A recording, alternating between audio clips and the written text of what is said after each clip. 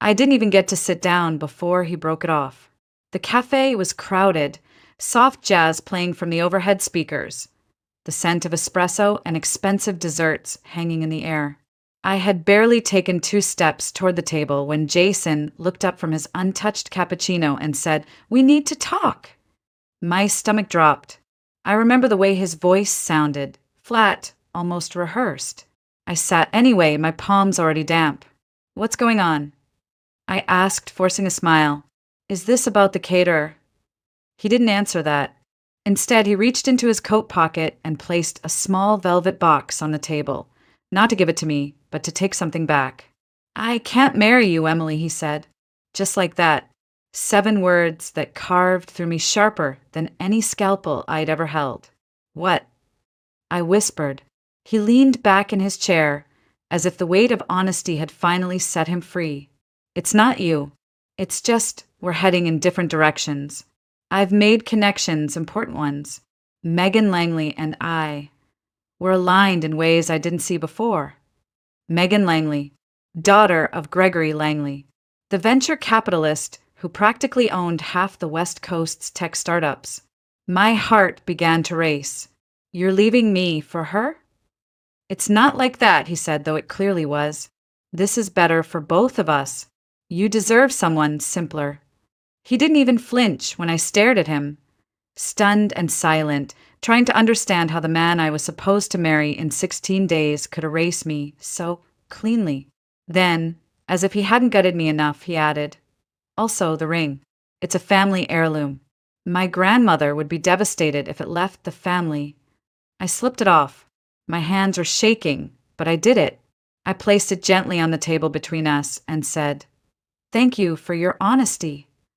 Then I stood up and walked away, straight past the glass doors, past the couple sharing desserts, past the curious eyes trying to figure out what just happened. Only when I turned the corner onto Elm Street did the tears finally come. I didn't go back to the apartment we shared. I didn't want to see the half-packed boxes or the dress hanging in the closet. I couldn't face the silence. But when I arrived, it was already done. My things were in labeled suitcases by the door.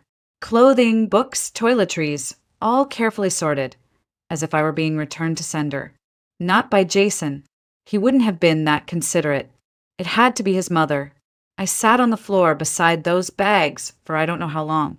My old studio lease had ended. I'd given it to a nursing student a few weeks ago. Every cent I had saved had gone to the wedding. I had less than $100 in my account and a full week until payday. That's when I did the thing I hadn't done in over a year. I called my foster mom. Margaret Temple answered on the 3rd ring, her voice warm and steady like it always was. "Emily, honey, where have you been? I was about to call you about those shoes we looked at last week." I couldn't even speak. I choked on a sob instead. That was all it took. An hour later, I was curled on her faded plaid couch, cradling a mug of peppermint tea while she smoothed my hair like she used to when I was 13 and broken from yet another placement gone bad. Margaret didn't ask questions. She just placed a thick, knit blanket over my legs and said, "Stay as long as you need. You hear me? I've got space and you've got nothing to prove." That night, I didn't sleep. I lay there on the old pull-out bed in her living room, staring at the ceiling, replaying every detail of that conversation with Jason. His calmness, the way he didn't even hesitate. Had he ever really loved me? Or was I just a placeholder until someone with a last name like Langley showed up? By sunrise, the ache had dulled into something heavier, something like shame. I was supposed to be walking into a new life, a new chapter, a family of my own. Instead, I was back where I'd started. 28 years old, heartbroken, homeless, humiliated. At noon, I showered, dressed, and returned to the hospital as if nothing had happened. Nurses smiled. Some asked about the wedding plans. I smiled back, nodded, leet, because telling the truth felt like it would tear me open all over again. But as I changed into my scrubs and checked my patient assignments, I knew something for sure. I couldn't stay here forever. Not in this town. Not with these memories. Not while Jason Miller and Megan Langley toasted champagne to their bright, aligned future just across the state line, not when I had nowhere else to go and nothing left to lose. 3 days passed, 3 slow, aching days where I went through the motions on the hospital floor while trying to keep my insides from unraveling. I smiled when people asked about the wedding. I said it had been postponed. I said Jason had a business trip come up. I said I was fine. I said too much. But on the third day, while I was checking in 4 line in room 8, Rachel, our blunt, no-nonsense charge nurse, peeked her head in and said, "You still looking for a miracle escape from this place?" I blinked. What? She motioned me out into the hallway and lowered her voice. "You remember Lily from Neuro? She took a private care job a month ago, live-in. High pay, but she quit last week. Couldn't handle the guy." "What guy?" Rachel raised an eyebrow. "Some rich tech mogul. Paralyzed. Lives up in Cypress Hill in one of those who even builds these kind of houses. Apparently he's a nightmare. Sounds amazing. Pays triple what we make here. Live-in suite. Meals included. No roommates. No night shifts. Just one patient." I hesitated. "I'm not a caregiver." "You're a nurse with 5 years of experience," she shot back. "You're more qualified than half the people they've had. And trust me, this guy scares most of them off in under 2 weeks. You're stubborn. That might actually work in your favor." I almost laughed. I wasn't sure what part of me still counted as stubborn. Everything inside me felt cracked. But something in her voice, the word escape. It echoed, loudly. "Do you have a contact?" I asked. 10 minutes later, she handed me a small card with a name written in sharp, elegant cursive. Margaret Temple, estate manager. And beneath it, a number. It took me until midnight to call. I stood in the back alley of Margaret's house in my coat, breathing in cold Montana air, phone shaking in my hand. Margaret Temple picked up on the second ring. "Yes." "This is Emily Carter. I was told there's a position for a live-in nurse." A pause. Then, "Are you available for an interview tomorrow morning at 9? I blinked.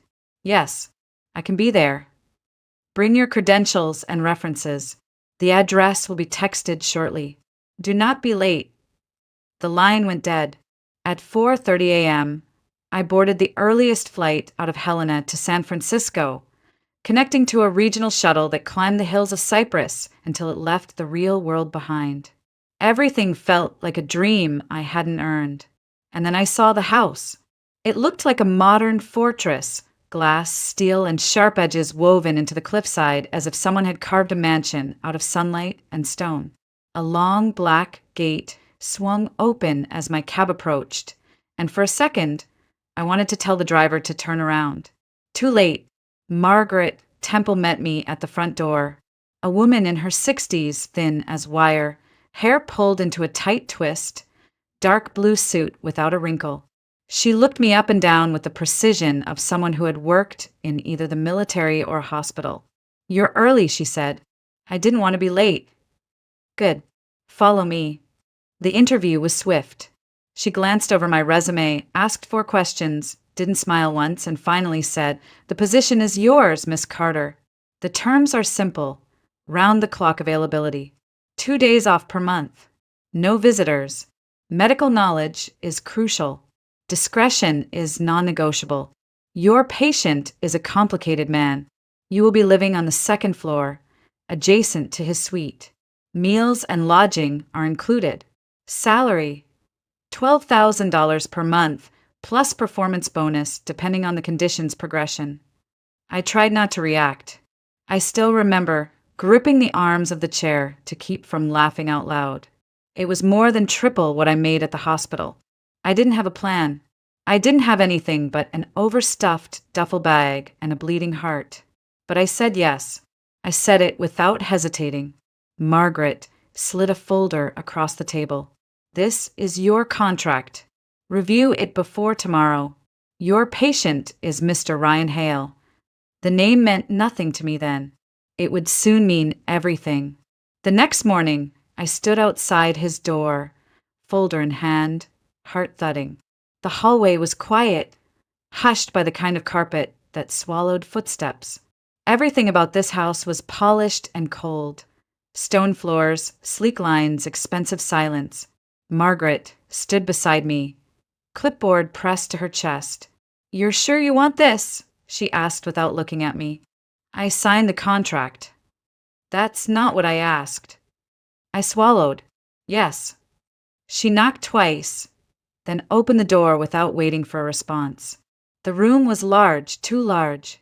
Vaulted ceilings, glass walls looking out over a stretch of redwood trees. Sunlight bleeding across pale hardwood floors. It felt less like a bedroom and more like a throne room built for a ghost.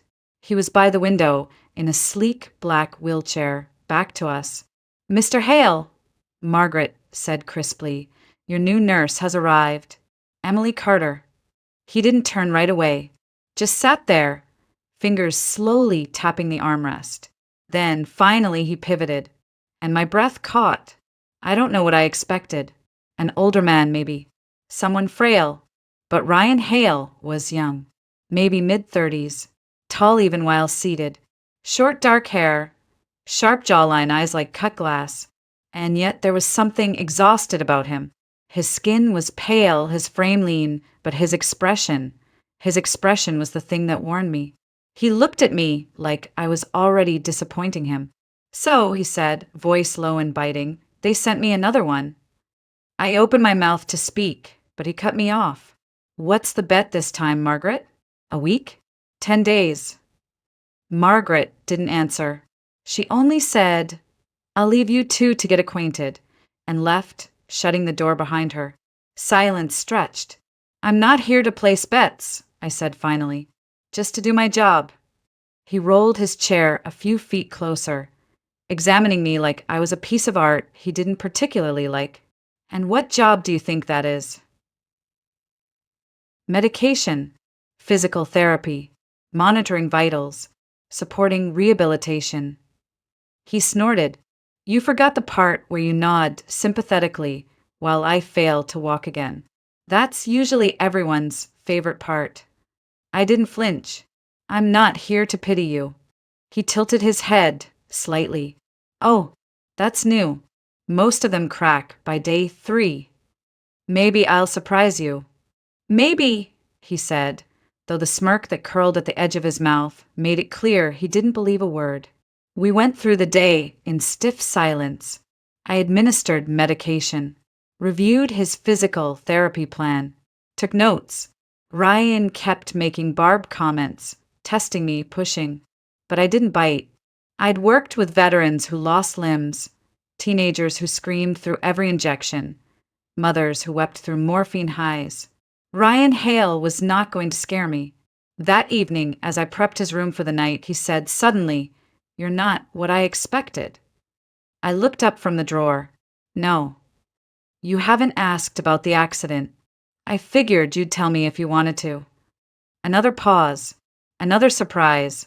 "It was a ski trip," he said finally. "Solo. I lost control on a ridge. Woke up in a helicopter. Haven't stood unaided since." I nodded. "Thank you for telling me." He stared at me for a long time. "Why'd you take this job?" "I needed it. Not the money." "Why this job?" I met his eyes. "Because I've been lied to. Because I know what it's like to be thrown away." His expression changed just for a second, like a crack in a wall that shouldn't be there. Then he turned back to the window. "Don't get attached," he said. "I don't do gratitude, and I don't do friendship." "Good," I replied. "I don't do illusions." He didn't say anything after that, but he didn't dismiss me either. It happened on the 5th night. I wasn't supposed to be awake, but the wind outside had been howling since midnight, shaking the windows like some restless ghost couldn't decide whether to come in or stay out. I got up to close the blinds and spotted the light still on in the West Wing gym, an area Ryan rarely allowed anyone into alone. At first, I ignored it.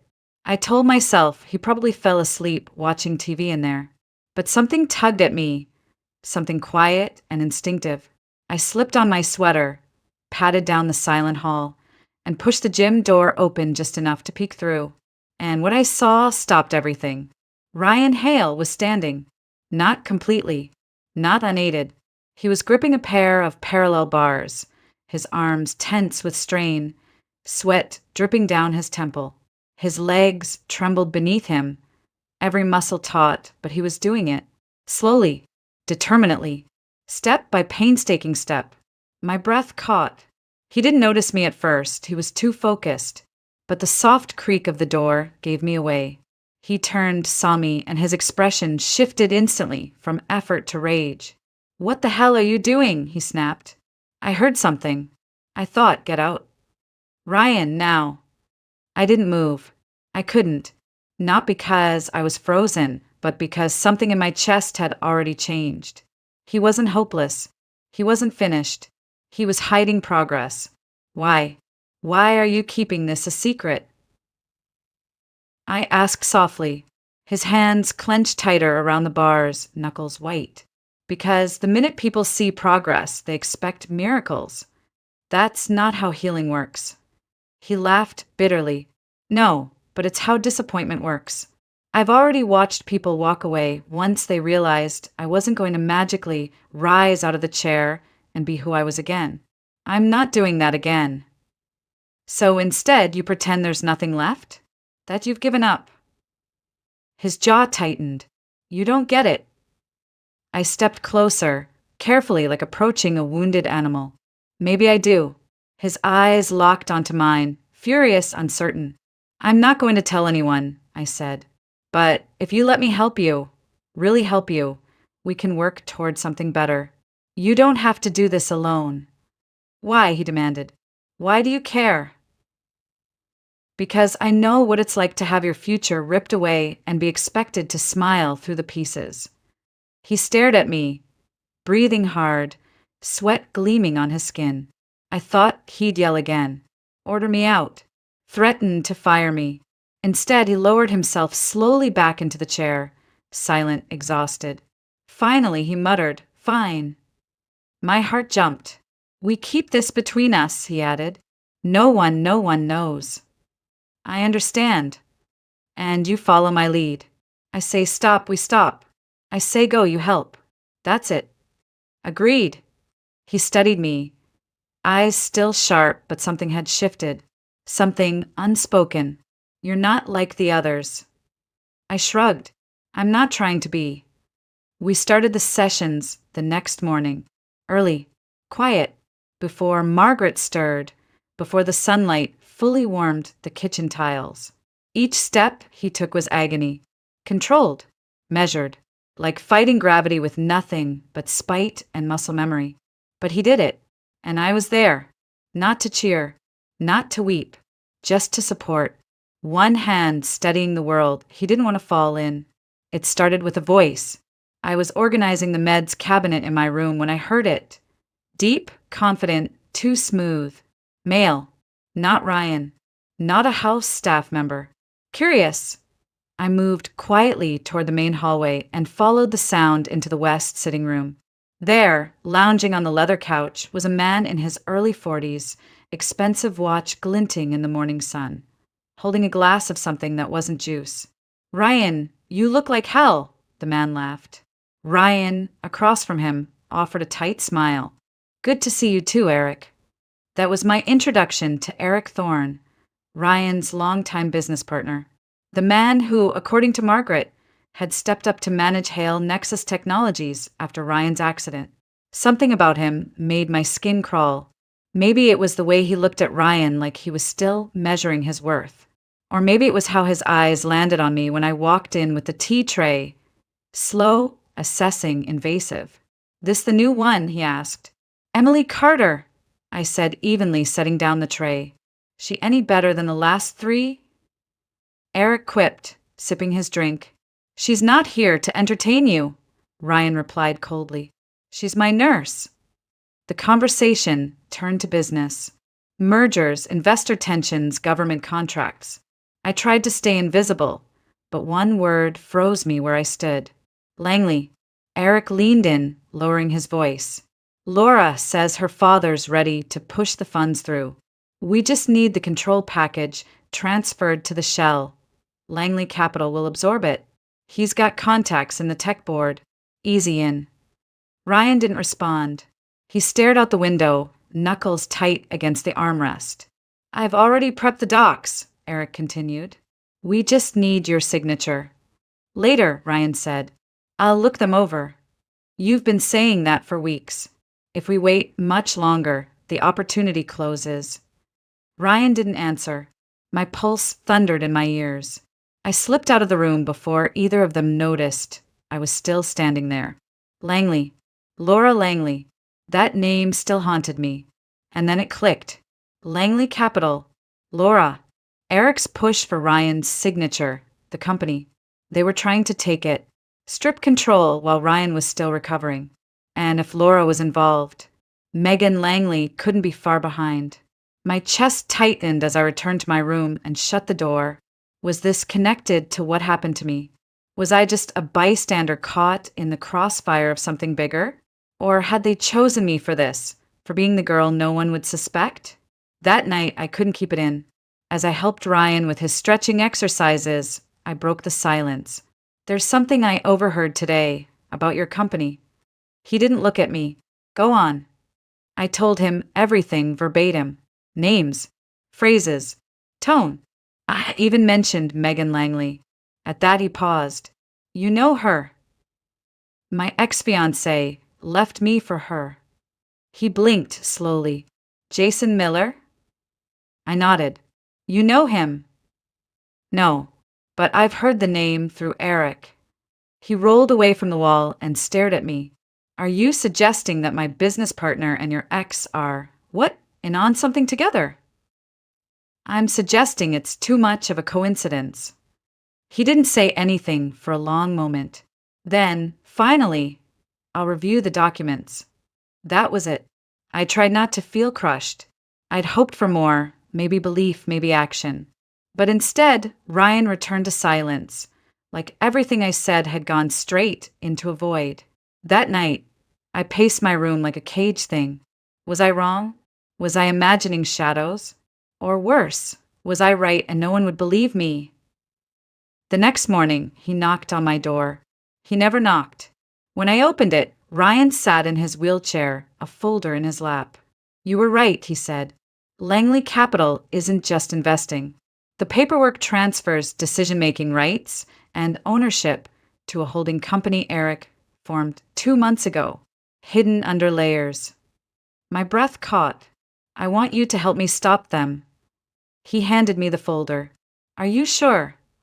I asked. After everything? Ryan nodded. If they think I'm too weak to fight, then they've forgotten who I was before I broke. The plan took days to finalize. Every night, after the staff had gone quiet and the windows had gone dark, Ryan and I sat across from each other at the long oak table in the study, poring over documents and strategy notes. His hands trembled from exhaustion sometimes, but his voice stayed steady. He was building a war room, piece by piece, and I was his only ally inside the walls. He'd already contacted his attorney. They were gathering records, emails, contracts, bank trails. Ryan had hidden nothing from me, not even his doubts. I trusted Eric more than anyone, he said one night. He was there the day I pitched my first app. I let him speak on my behalf when I couldn't walk. And all this time, you were right to trust your gut, I told him. I was late to do it, he replied, but I won't be late again. 1 week later, a special meeting of the board was called. No one suspected anything. Ryan let Eric think the signature was coming. He even thanked him in an email for handling things so well. That same afternoon, he suited up. It was the first time I saw him in a full tailored suit. Midnight blue, crisp, handsome in a way that made my heart slow. His body was still weak, but something about the way he moved, proud, upright, made the air in the room shift. He practiced walking to the conference table with a cane. Just 10 steps, then 15, then 20. I want them to see it, he said, with their own eyes. The day of the meeting, we arrived 15 minutes early. The building was all glass and chrome and too much silence. Heads turned as we entered. Ryan, walking beside me, jaw set, steps measured but firm. Shock rippled through the halls like an electric current. In the boardroom, Eric sat at the head of the table. Laura was there too, in a dove gray suit, legs crossed, lips painted like war. And beside her, Jason. He looked smaller than I remembered. Still handsome, still smug, but less polished now, like something borrowed that hadn't been returned quite right. When Ryan stepped into the room, cane in hand, the silence snapped. "You're walking," Eric said. "Not perfectly," Ryan replied, "but enough." He didn't sit at the far end. He walked directly to the head of the table, paused, and looked Eric dead in the eyes. "This meeting is now under my authority," he said calmly, "and I'll begin with this." He placed a folder on the table and flipped it open. The room watched as he laid out every forged trail, every backdoor clause, every proof of Eric's attempt to hand control of Hale Nexus Technologies to a private shell company owned by Langley Capital. Laura didn't flinch. Jason shifted uncomfortably. Eric's face slowly drained of color. "You can't prove intent," Eric muttered. "I don't have to," Ryan replied. "I only have to prove breach of fiduciary duty, which I just did." The board stirred. The general counsel stood. "Mr. Hale, would you like to request an immediate vote of no confidence?" "I would," Ryan said. "Effective immediately." Chaos erupted. Laura rose first, her heels clicking like gunshots. "You don't know who you're messing with, Ryan." "Oh, I do," he said softly. "A woman who hides behind her father's name, and a man who sells out everything for a shortcut." She scoffed. "And your nurse?" "What? She's your co-founder now." Ryan turned to look at me. "She's the reason I'm standing here at all." Jason looked away. The board voted. It was unanimous. Eric was removed. The contracts nullified. Control reverted. When it was done and the room cleared out, Ryan and I stayed behind. Alone. He leaned on his cane, breathing hard, but his eyes shone. "You did it," I whispered. "No," he said. "We did." And then just for a second, he smiled, wide and full and real. And I realized something I hadn't let myself believe until that moment. He wasn't the only one who'd taken his first steps that day. Weeks passed. The mansion no longer felt like a mausoleum. The windows were open more often. Light poured into the halls, and even the garden, once dry and overgrown, breathed again. Ryan still had hard days, still limped, still had to brace against pain. But the bitterness that used to trail behind every step had started to lift. So had mine. The wedding I never had, I stopped mourning it. The name I almost took, I let it go. Slowly, I began seeing myself as more than just someone who'd been discarded. I started reading again, running short laps on the private trail behind the house, laughing without guilt. Ryan made it a point to cook one night a week, even though he burned rice and cursed at the stove like it owed him something. I let him. I sat at the kitchen island, legs curled up, smiling at his frustration. That was our ritual, small, unspoken, but ours. One night, he handed me a dish I couldn't identify and said, "If this kills you, I want it on record," I tried. "You'll get the company in the will," I deadpanned. He paused. "Actually, no." I looked up. "I transferred it to a trust," he said. "One that includes you." I blinked. "What?" "I'm not giving you the company," he said gently. "But I want you to know I built something better with you than I ever did with anyone else. And I want you to be part of what's next." I stared at him. "Ryan!" He reached into his pocket and pulled out a small black box. "Before you say anything," he said quickly, "you don't have to answer today, or even this year. I know I'm still learning how to be a person again, and I know you didn't sign up for this." He opened the box. Inside was a ring, simple, gold, one tiny sapphire in the middle. "But I'd like to ask anyway," he said, voice low. "Will you consider walking this road with me? Not because I need saving, but because with you I remember who I am. I didn't cry. I thought I might. But instead, I felt something else, something steady. A sense of arrival. Like I'd walked through the darkest part of the forest and found not a castle, but a clearing. A quiet place to breathe again. I took the ring, slid it onto my finger.